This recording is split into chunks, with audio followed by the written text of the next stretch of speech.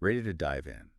Today, we're tackling something really, really important and honestly something I think a lot of us struggle with, especially as single mothers. Self-worth. And it's so crucial, right? Because the messages we receive, especially as single moms, they aren't always the most, shall we say, encouraging. You're telling me it's like society has this whole script written for us, and it's not exactly a feel-good story, is it? Definitely not. There's Yeah. this pressure to be like superhuman, juggling everything, always put together, never showing any cracks. It's exhausting. Absolutely exhausting, which is why I'm so excited about the deep dive we're doing today. We're looking at an episode of the Single Mothers Podcast by LearnWAP.com. It's hosted by Saint Vincent, and let me tell you, this guy doesn't mess around. He gets real, raw, and honest about the challenges of being a single parent, but in a way that's so empowering. I'm excited to hear this. I've heard great things about his approach. So right off the bat, he tackles this whole idea of single mothers coming with baggage. You know, that old trope. Tell me you haven't heard that one before, like we're some kind of walking, talking liability. Right. And he calls it out. He's like, everyone comes with baggage. It's just that single mother's baggage seems to get put on blast. And he's so right. It's like saying you can't judge a book by its cover, but then judging an entire group of people based on one aspect of their lives. It makes you wonder who gets to decide what counts as baggage anyway, right? Exactly. And that's where I think his emphasis on internal versus external validation comes in. He's all about tuning out those outside voices and really honing in on how you see yourself. Which is easier said than done, right? Because those external voices, they can be loud. Especially when you're a single parent, it can feel like everyone has an opinion on how you should be living your life. Oh, 100%. And it's easy to internalize that, to start believing those negative messages, even if they're totally untrue. So how does St. Vincent suggest combating that?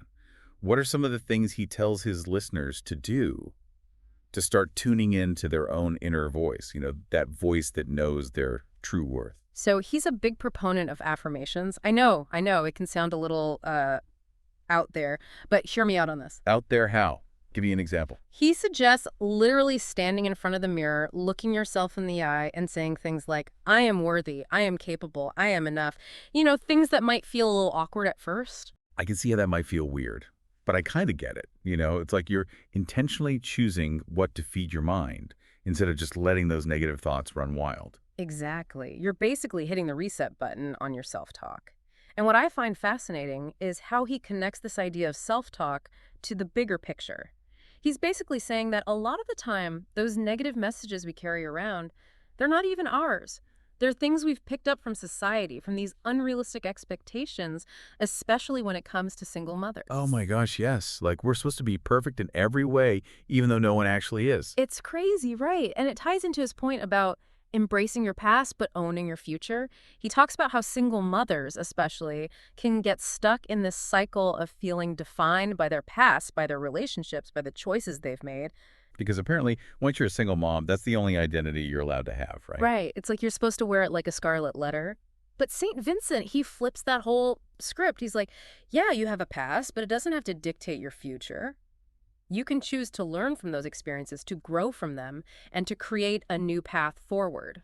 There's this one quote I love. He says, and I'm paraphrasing here, but it's something like, you can't start the next chapter of your life if you keep rereading the last one. And that just really hit me. It's like, yeah, acknowledge your experiences, but don't let them hold you back. You're allowed to move on, to write a new story. And he brings this back to self-worth by saying that owning your future, really stepping into your power, requires you to recognize that you are already whole and complete, exactly as you are. Relationship status, totally irrelevant. Yes. Like you don't need someone else to complete you. You are already enough. 100%. And it makes me think about his emphasis on self-care.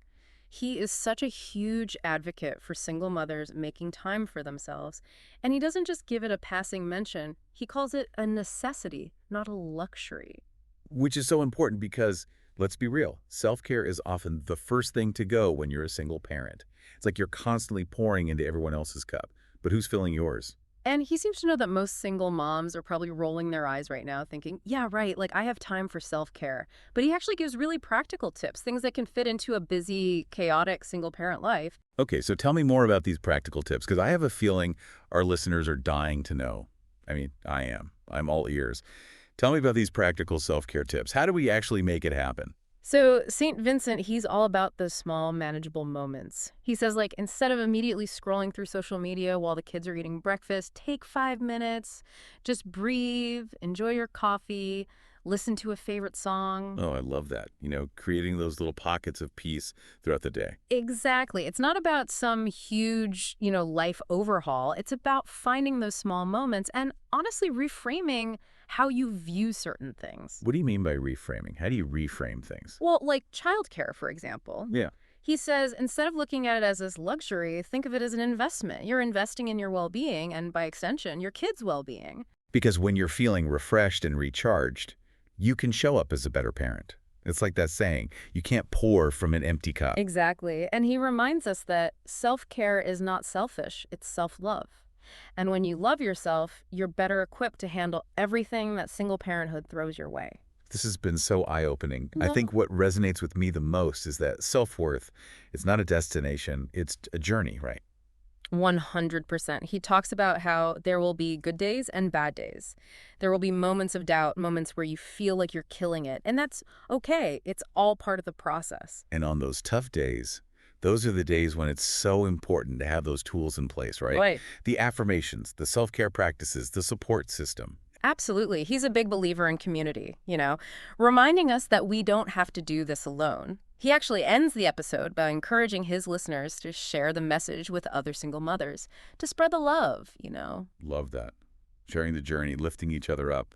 It's so important. It really is. As we wrap up this deep dive, I'm left feeling incredibly inspired by St. Vincent's message.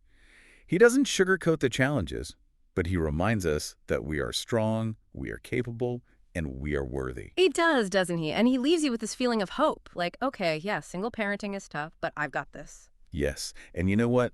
You do got this. And on that note, I want to leave you with a little something to think about.